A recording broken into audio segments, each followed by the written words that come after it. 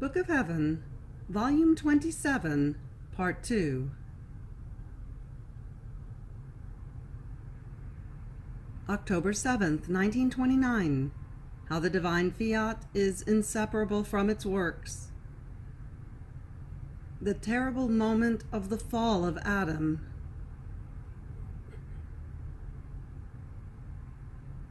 I was feeling all immersed in the divine fiat. Its light surrounded me everywhere, inside and out. And my sweet Jesus, making himself seen, clasped me in his arms, and drawing close to my mouth, sent his breath from his mouth into mine, but so strongly that I could not contain it. Oh, how gentle, sweet, fortifying was the breath of Jesus.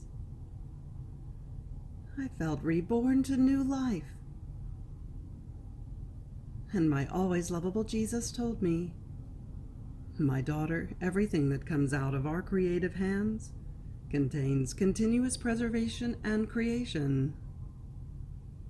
If our creating and preserving act withdrew from the heavens, from the sun, and from all the rest of creation, all would lose life. Because since creation is the nothing, they need the work of the all in order to be preserved. This is why our works are inseparable from us. And what is not subject to separating is loved always, is kept always under one's eyes, and the work and the one who created it form one single thing.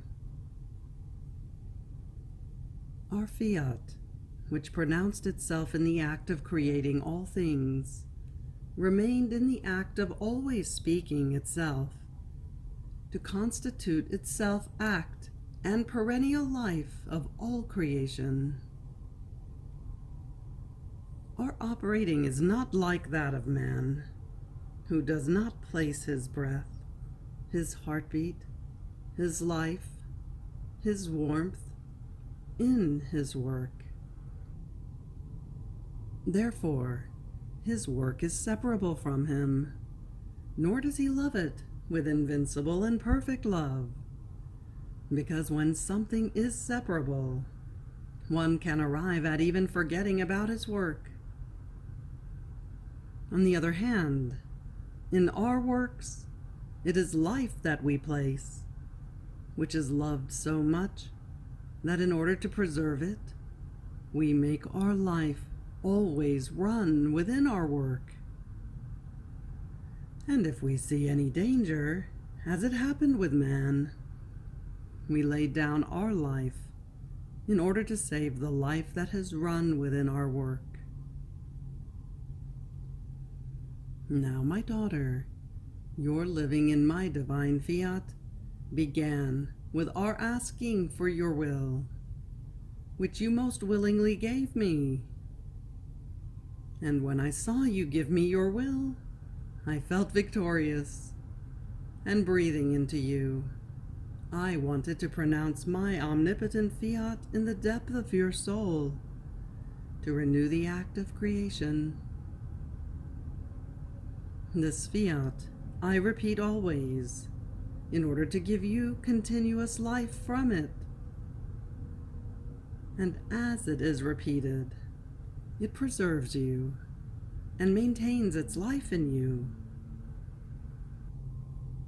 This is why you often feel me breathe into you, renewing your soul. And the inseparability I feel is my divine will that makes me love, with perennial love, what we have deposited in you. Every time my fiat is repeated, each of its truths that I manifest to you, each of its knowledges or words that it speaks to you, is a love that arises in us, to love you more and to make itself loved. It is our creating and preserving fiat that, loving its life and what it has done in you, keeps pronouncing itself in order to preserve its life and the beauty of its work. Therefore, be attentive to receive continuously the word of my fiat, for it is bearer of creation, of life, and of preservation. After this, I was praying my round to follow the acts of the divine fiat in the creation, and as I arrived at Eden, I paused in the act when man rejected the divine will to do his own. Oh, how well I comprehended the great evil of doing the human will. And my beloved Jesus, moving in my interior, told me, "My daughter, terrible indeed was the moment of the fall of Adam, as he rejected our divine will to do his own. Our fiat was an act of withdrawing from the heavens, from the sun, and from all creation, to reduce it to nothing, because the one who had rejected our divine will no longer deserved that our fiat maintain the continuous act of creation and preservation in all creation, made for love of man and given to him as gift from his Creator. If it wasn't that the eternal Word offered his foreseen merits of the future Redeemer, as he offered them to preserve the Immaculate Virgin from original sin, everything would have gone to ruin. The heavens, the sun, would have withdrawn into our source. And as our divine will withdraws, all created things would lose life. But the Word humanate presented himself before the divinity, and making present all of his foreseen merits, all things remained in their place. And my fiat continued his creating and preserving work, waiting for my humanity in order to give it as legitimate gift, which I deserved. So much so that the solemn promise was given to man after his fall, that the future Redeemer would descend to save him, so that he would pray and dispose himself to receive him. Our will did everything, and with justice had right over everything. By doing his will, man took its divine rights away from it. Therefore, he no longer deserved that the sun give him light. And as the light invested him, our will would feel the rights of its light being torn away. For each created thing that he would take and enjoy, it was tearings that he made to it. If it wasn't for my humanity, everything was lost for man. Therefore, not doing my divine will encloses all evils, and is to lose all rights of heaven and of the earth. While doing it, encloses all goods, and acquires all rights, human and divine.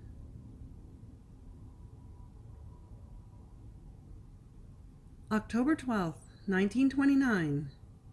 By living in the divine will, the human will ascends, and the divine descends. How the divine prerogatives are acquired.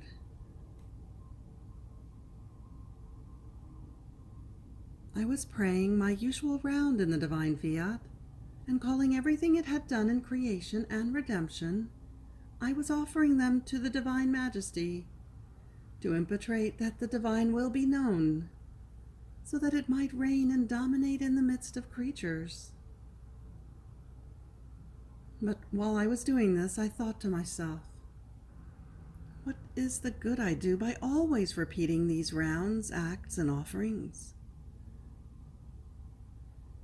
And my lovable Jesus, moving in my interior, told me, my daughter, every time you go around in our works, and you unite yourself to those same acts which my Fiat did in creation and redemption, in order to offer them to us, you take a step toward heaven, and my divine will takes a step toward the earth. So as you ascend, it descends, and while remaining immense, it makes itself small and encloses itself in your soul to repeat your acts, your offerings, your prayers, together with you. And we feel our divine volition praying in you. We feel its breath coming out from you. We feel its heartbeat that, while palpitating in us, at the same time palpitates in you. We feel the power of our creative works, which, lining themselves up around us, pray with our divine power, that our divine will may descend to reign upon earth. More so, since in what you do, you are not an intruder or someone who, not occupying any office, does not have any power. But you have been called, and in a special way you have been given the office of making our divine will known, and of impetrating that our kingdom be constituted in the midst of the human family. So there is great difference between one who has received an office from us and one who has received no task. One who has received an office, whatever she does by right, with freedom, because such is our divine will. She represents all those who must receive the good we want to give by means of the office given to her. So you are not the only one taking a step toward heaven, but there are all those who will know my divine will. And in descending, it descends through you into all those who will let it reign. Therefore, the only means in order to obtain the kingdom of the divine Fiat is to make use of our works to obtain a good so great.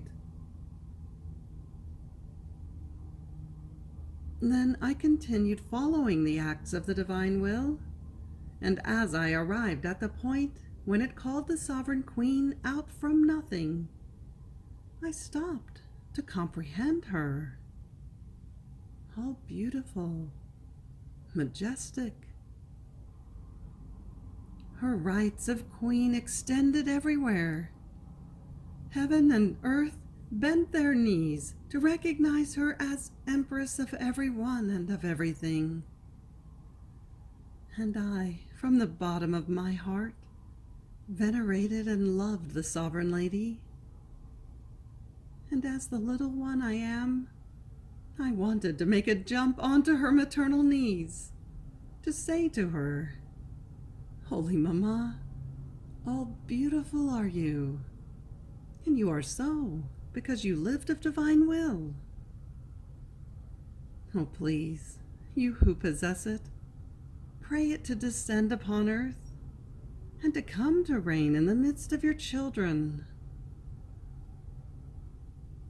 But while I was doing this, my adored Jesus added, My daughter, even if my mother had not been my mother, only because she did the divine will perfectly and knew no other life and lived in the fullness of it, by virtue of her continuous living in my Fiat, she would have possessed all the divine prerogatives. she would still be queen, the most beautiful of all creatures. In fact, wherever my divine fiat reigns, it wants to give everything. It holds nothing back. Even more, it loves the creature so much that, making use of its loving stratagems, it hides. It makes itself small within her, loving to be knocked out by her. Indeed, was it not a knocking out of the divine volition that the sovereign Queen of Heaven did, as she reached the point of making me be conceived and of hiding me in her womb? Oh, if all knew what my divine will is able to do and can do, they would make all sacrifices in order to live only of my will. October 15th, 1929. How all are in waiting for the narration of the story of the divine will. Void of the acts of the creature in the divine will. I was feeling all immersed in the divine fiat.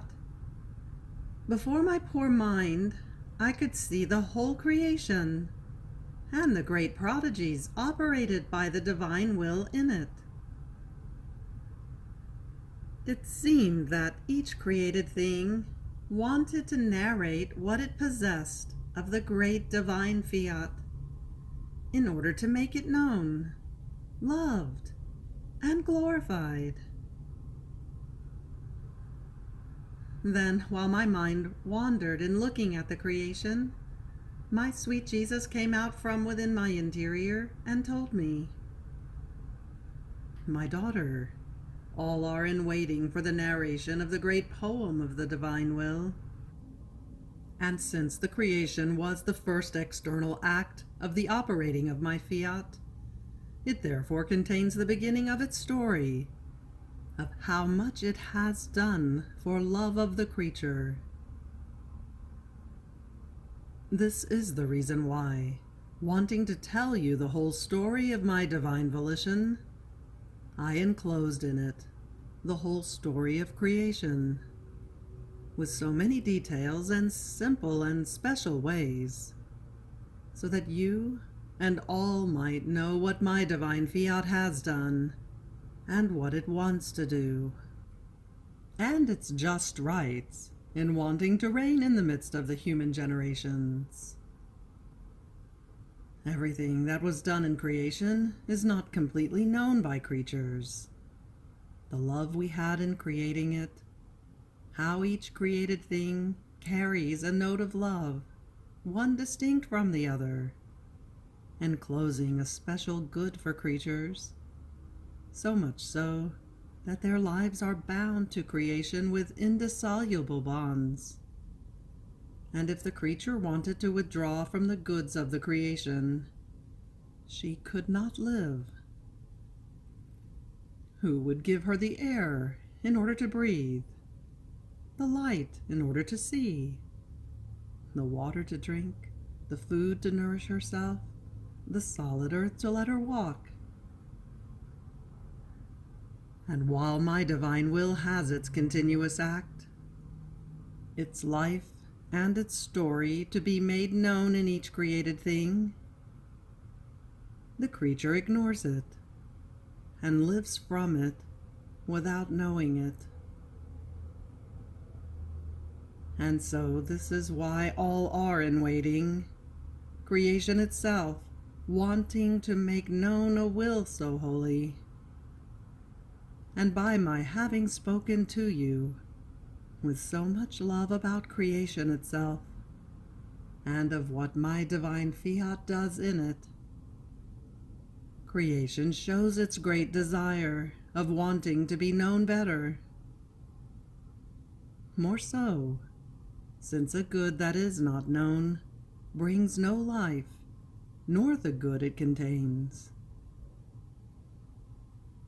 Therefore, my will is as though sterile in the midst of creatures, nor can it produce the fullness of its life in each one of them, because it is not known.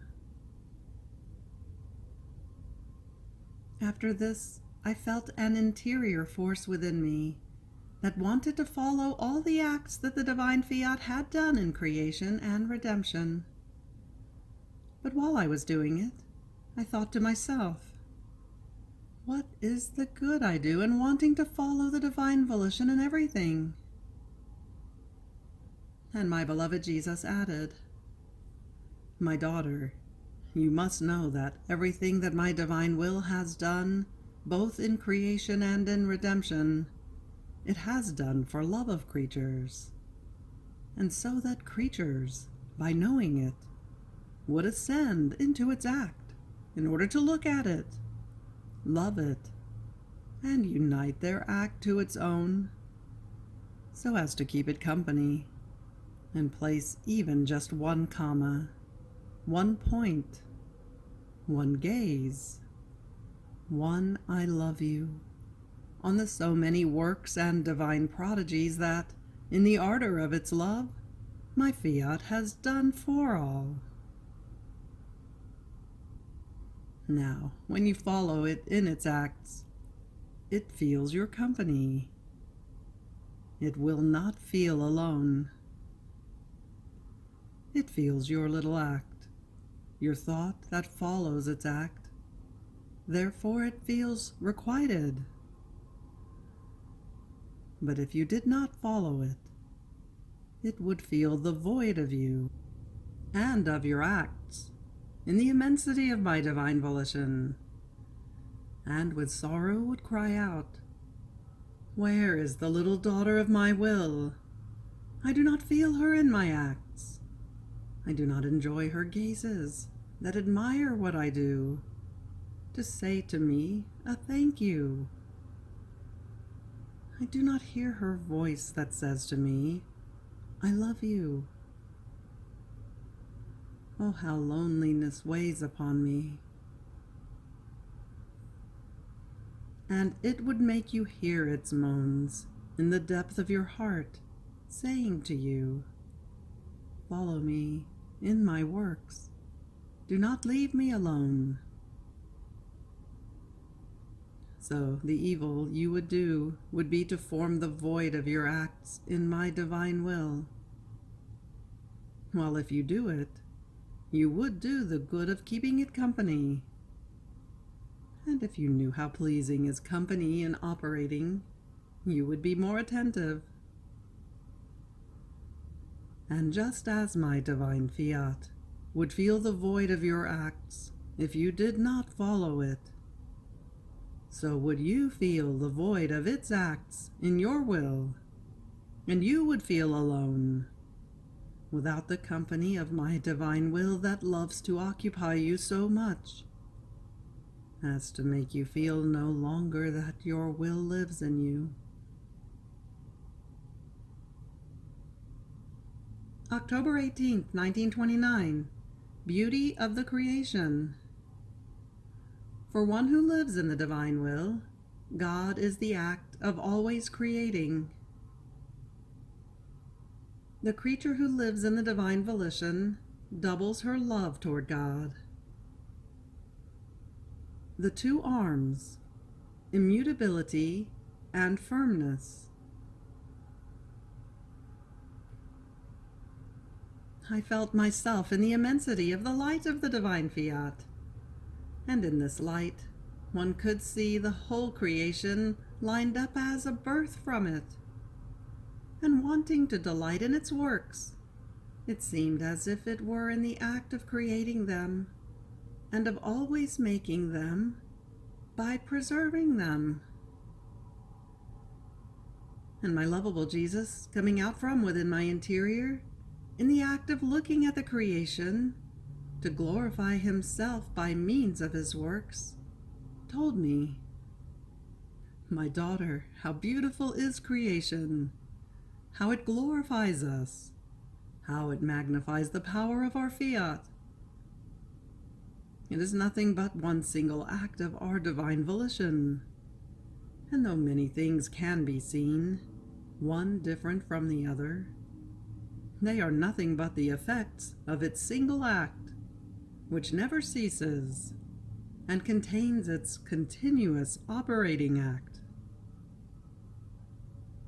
And since our act possesses by nature as its own exclusive property light, immensity, empire, and multiplicity of innumerable effects, it is no wonder, then, that as our fiat formed its single act, from it came out immensity of heavens, most refulgent sun, vastness of sea, ruling wind, beauty of flowering, species of every kind, and power such that, as if all creation were a light breath, a small feather, it keeps it suspended, without any support, enclosed only in its creative strength. O power of my fiat, how insuperable and unreachable you are! Now, you must know that, only in the soul in whom my divine will reigns, since it reigns in all creation, what the soul does unites itself to the single act that my will does in the creation, to receive the deposit of all the good that was done in it. In fact, this great machine of the universe was done in order to give it to the creature, but to that creature who would let our divine volition reign. It is right that we do not go out of our established purpose, and that the creature recognize and receive our gift. But how to receive it if she is not in our house? That is, in our divine will. She would lack the capacity to receive it, and the space in which to contain it. Therefore, only one who possesses my divine will can receive it. My will delights with its single act, as if it were in the act of creating for love of her. It makes her feel its continuous act of creating the heavens, and the sun, and everything, and says to her, "See how much I love you. Only for you I continue to create all things.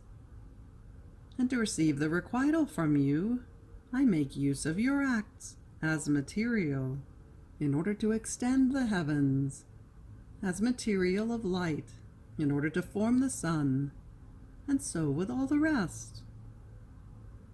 The more acts you do in my fiat, the more material you administer to me, with which to form more beautiful things in you. Therefore, let your flight in my will never stop, and I will take the occasion to always operate in you." After this, I continued my acts in the divine volition, and making all of its acts done in creation and redemption my own, I offered them to the divine majesty as the most beautiful gift I could give it, as requital of my love. And I said to myself, "Oh, how I would like to have a heaven, a sun, a sea, a flowery earth, and everything that exists, all my own. To be able to give to my Creator, my heaven, a sun that would be my own, a sea and a flowering that would all say, 'I love you, I love you, I adore you.'" But while I was thinking of this, my beloved Jesus, clasping me in his arms, told me, "My daughter, for one who lives in our will, everything is her own, since her will is one with ours. What is ours is hers. Therefore, in all truth you can say to us, I give you my heaven, my sun, and everything. The love of the creature rises into our love and places itself at our level. In our divine fiat, the creature duplicates our love, our light, our power, happiness, and beauty. And we feel loved not only with our own doubled love, but with powerful love, with love that enraptures us, with love that makes us happy. And seeing ourselves being loved with doubled love on the part of the creature who lives in our will, for love of her, we feel drawn to love all creatures with doubled love. In fact, with the creature in our fiat, her act loses life, and she acquires our act as her own. And our act possesses the font of light, of power, of love, the font of happiness and beauty. And the soul can double, triple, multiply our fonts as much as she wants. And since she is in our will, we let her do it. We give her all the freedom, because what she does remains all in our house. Nothing goes out of our divine and endless boundaries. Therefore there is no danger that the font of our goods might receive the slightest harm. So, if you remain always in our divine will, what is ours is yours, and you can give us whatever you want as your own. Then I felt afflicted because of many things which it is not necessary to say on paper. And my adorable Jesus added, My daughter, courage. I do not want you to afflict yourself. I want to see in your soul the peace and the joy of the celestial fatherland. I want your very nature to give of fragrance of divine will, which is all peace and happiness. It would feel uncomfortable in you, and as though jeopardized in its light and happiness, if perennial peace and happiness is not in you. And then, don't you know that one who lives in my divine fiat forms two arms for herself? One is immutability. The other arm is firmness in operating continuously. With these two arms, she keeps God clasped in such a way that he cannot free himself from the creature.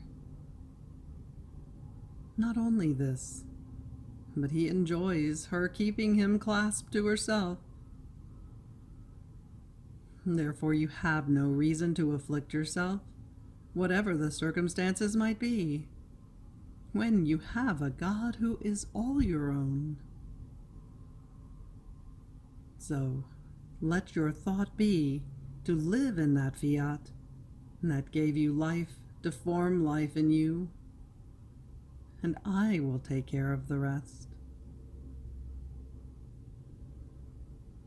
You have reached the end of the Book of Heaven, Volume 27, Part 2. Fiat.